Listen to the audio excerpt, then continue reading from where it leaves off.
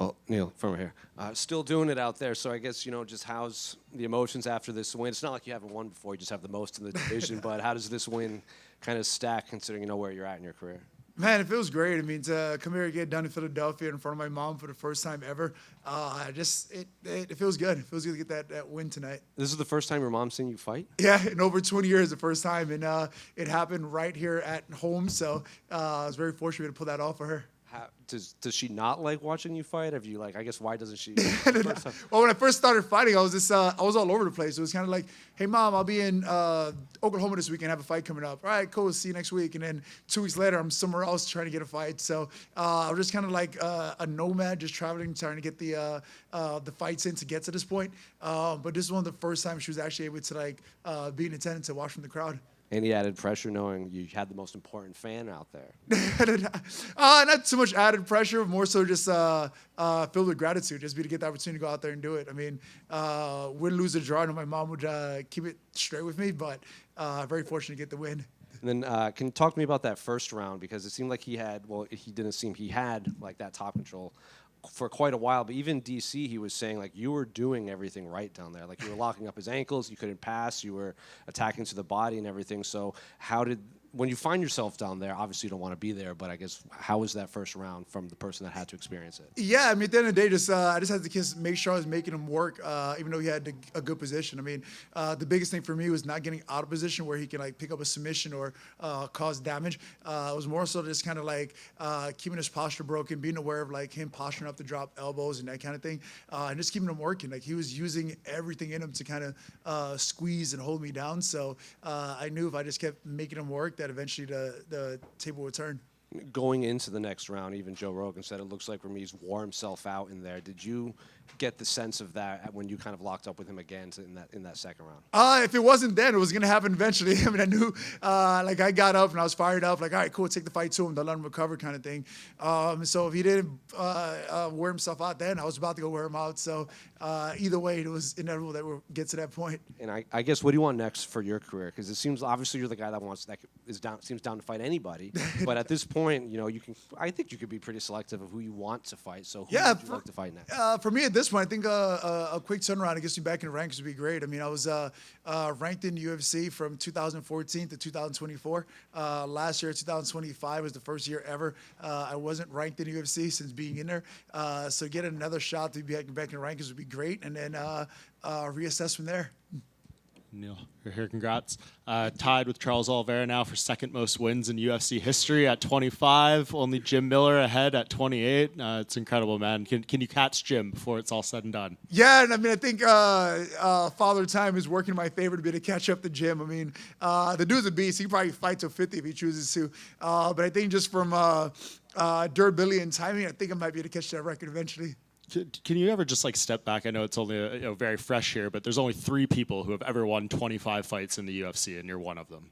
Yeah, I mean, it just, man, it's crazy to see it play out, because when I first started this journey 20 years ago, I never thought I'd be in the position I'm in now, and now it's made to set records and all kinds of crazy stuff. I'm definitely grateful for it and appreciate it all, but it's insane. It's shocking every single day. I'll see a random stat on Instagram that I wasn't even aware of. I was like, that's pretty cool. But to get the opportunity to do this as long as possible, as often as possible, I'm just grateful for it all. What does a quick turnaround at this age, look like, and compared to maybe 8-9 years ago when you were fighting 5 times a year? Oh, no difference. I got a 7-day suspension, so anytime after that 8th day, if I get a call, I'm ready to fight. Oh, Neil, right here. Yes, sir. Congratulations. I know that you have some Philly ties. Didn't you used to go into Marquez every now and then and train? Yeah, I used to go to Marquez and train here a lot. I used to train at Daniel Gracie's back in the day as well. My mother lives here. My siblings all live here as well. I grew up in New York City, moved to Chicago, and in my sophomore year of high school, my family wanted to be closer to the East Coast, so they all moved back to all moved to Philadelphia, and I stayed in Chicago with my grandmother. But my family's been here for the last 25 plus years now in Philadelphia. Did you see Jeremiah Wells win? Oh, man, that was it. I think I'm more excited for his win than my own win. I mean, the way this fight was going, for him to be able to pull it off the way he did, I was super proud of him, super happy for him. It couldn't have happened any better for a better guy.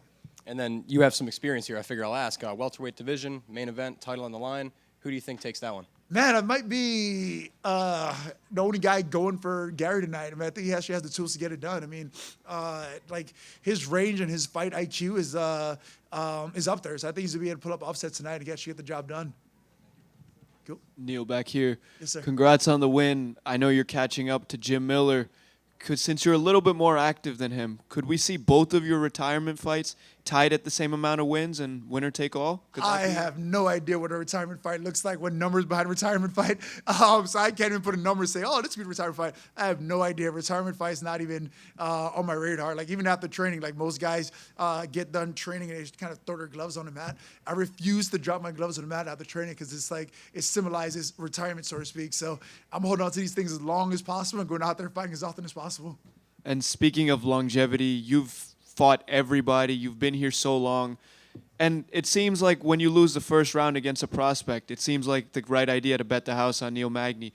What has made you so good with endurance and this longevity? Is there anything specifically you do? Man, just life itself. I mean, like fighting made me better at life. Life made me better at fighting. I mean, it goes hand in hand. I mean, everything I've endured thus far throughout my life, it all comes out and shines on fighting it. I mean, I'm grateful for the opportunity to go out there and do something I love and do it with passion. I mean, the day that I'm no longer able to do this is inevitable. It comes for all of us.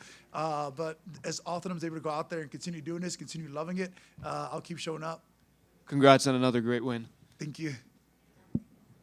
Neil, over here. Yes, sir. At one point in the fight, you were throwing up a lot of submissions from the bottom. Do you think any of those were close to actually landing? How close was that toe hold? It was more so to get a reaction. I mean, when a guy's really kind of settling and trying to like just kind of hold on, so to speak, you just have to like give a threat to get a reaction out of him. So in the event that he didn't flex his foot to deal with the toe hold, his foot would have snapped. So it was more so get a reaction. I'm like, oh crap, he's attacking a toe hold. So he had to straighten his leg. He had to react to it and allow me to continue working. So when a guy's being real stubborn on top and I give you much to work with, I think threatening with strikes, throwing with submissions is the one way to get him moving. Sure, definitely. And we talk about the longevity, the success of your career. It's been outstanding to watch. When you hear the term gatekeeper and one of the greatest gatekeepers of all time, how do you respond to that?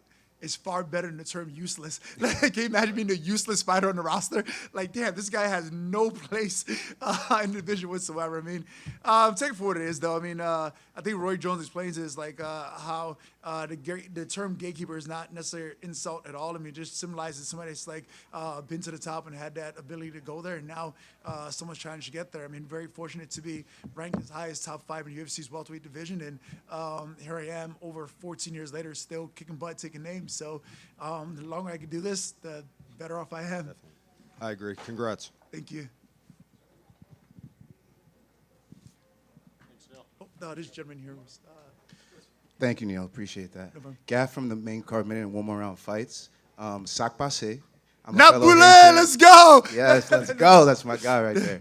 Appreciate you. So I'm going to ask you a personal question. You said your mother was in the crowd. I know I have a traditional Haitian mom. Did you grow up going to church, kind of stuff like that? And what kind of meals did she cook at the house? Oh, everything. She's cooking up a storm right now. I can't wait. I stopped by her house on Thursday. She had a bag full of red snapper ready to fry up for tonight. All types of stuff. I mean, What are your favorites?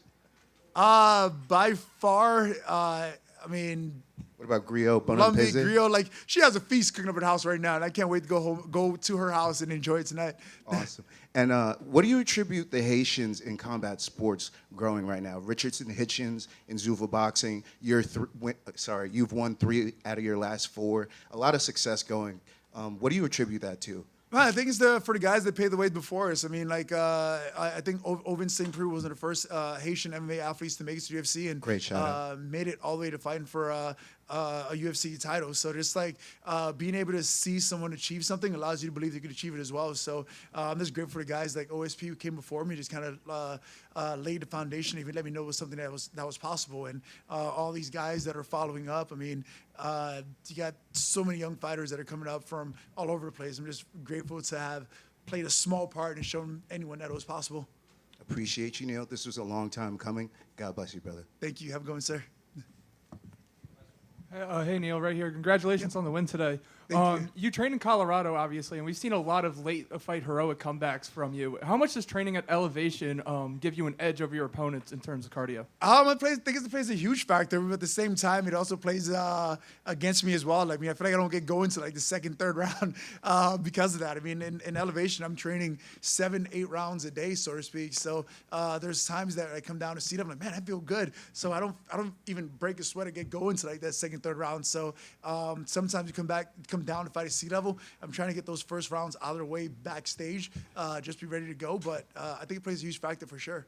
That's actually an interesting way to think about it. Another thing about tonight's fight was it was the Battle of the Boroughs. It was Brooklyn versus the Bronx. So how did it feel getting that extra win for Brooklyn tonight against Brooklyn, baby, let's go. It feels good, man. Like I said, I mean, I've been fighting all over the world, every city, every country you can possibly imagine. And this is about as close to home as they can get for me. So to go out here, get a fight close to home, and come away victorious, I mean, it means everything to me. I'm definitely grateful for it. All right, thank you so much. Thank you. Awesome. Have a good night, guys.